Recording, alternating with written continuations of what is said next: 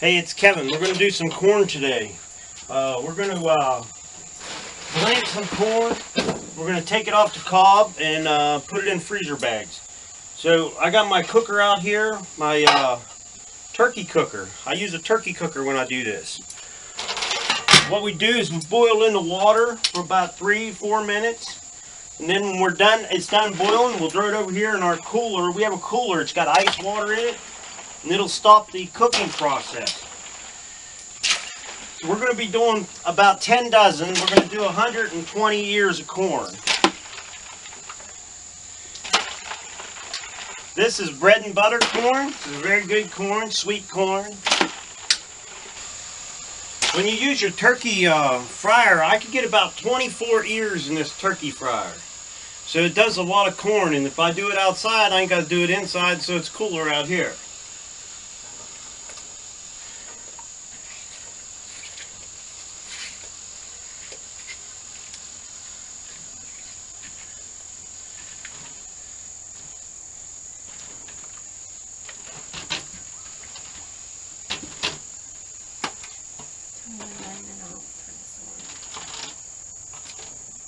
Okay, we get about 24 ears in there. So we'll let those sit in there for 3 to 4 minutes, and they'll be done, and then we'll throw them in the ice water.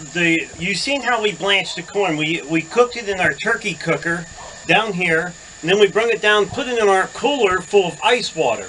So we got the cooker. We're doing 3 to 4 minutes on our corn, and then we're dropping it inside of our cooler down here. And it had ice in there. It's really cold water, so we're just going to let them soak in there. We're almost done. We only have 2 more batches to go. But I wanted to show you what this whole thing's about. This little piece and end of my drill. I actually put that in my forge, and I made it for the corn. You stick that in the sides of the corn. I'm going to give you a little example on how you do it. You stick it in the end of the corn, like this. Now I got one of these in town that actually is supposed to take the corn off the cob. So instead of pushing it through it, I'll take the drill, turn this thing around. I like it where I can squeeze it back and forth. And then I'll squeeze it just a little bit, and then take the corn off the cob. It kind of makes a mess, but that's going a little too fast maybe. So we'll slow it down on our next one. It doesn't take long to take your corn off the cob. Sometimes you have to watch. You'll split the ends of them, so you don't want to put them on too tight. Then you just set it down on there. Go a little slower. That one I got in there a little crooked, but it takes it off pretty good. So what we're going to do, we're going to keep going with this corn. I need to fabricate this thing a little bit better because it's fat here. I need this a little skinnier, but it does work good.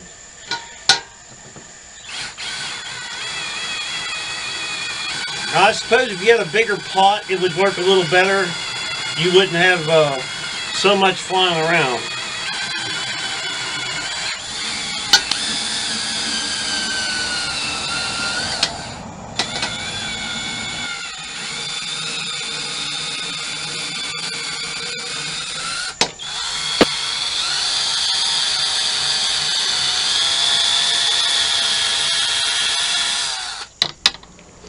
Alright, what we're doing now is we got the corn in the house, and it got late last night, so we're finishing it up today.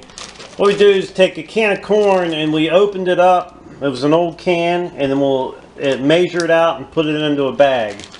Once she puts it in the bag, she'll squeeze all the air out of it she can get out of it. Then she'll flatten it nice and flat. Pat it down nice and flat, get it to where it's all spread out in the bag.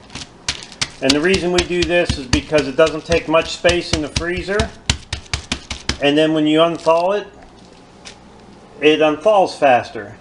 Now, what's nice about this, you only have to take out what you need. You know, take out a couple bags if you got, depending on how many people you're feeding. But you can see we got a lot of bags in the back there, and they all got to be smashed and put together. I think we got about 25 to 30 pounds of corn out of those. It was like 120 ears. So that's a lot of corn. Alright, I wanted to tell everybody thanks for watching my video. I hope it helped you out there a little bit.